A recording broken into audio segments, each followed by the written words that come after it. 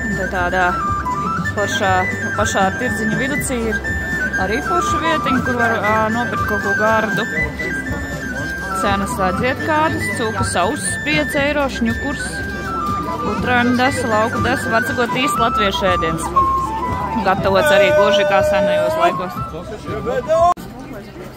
Tā, tad mums arī desiņas, metnieku desiņas. Piestājām pie Tulumora Jūrta, mums ir jākās bezalkoholiskie kokteilīši pa 4 eiro. Atrodam arī pa 2 eiro bezalkoholisko dzērienu karsto. Var nogaršot īstu ukraiņu boršu, ne tikai. Desiņas, kartupeļi.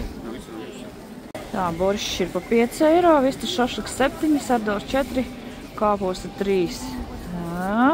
Tā, Latvijas virtuve. Zupa 5, kādu kartupelīšu pa 5, friškas pa 5.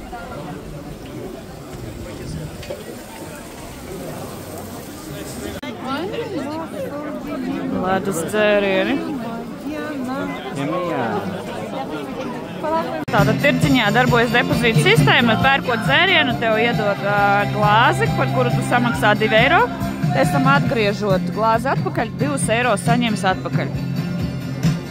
Gruziņu mājas virtuve arī hačipurī dabonemi nopērkami 14 eiro. Zirnīši ar speķi.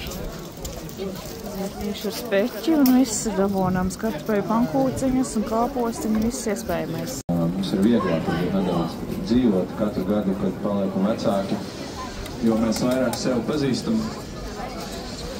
Ir arī pankūciņas, sāļas, saldas.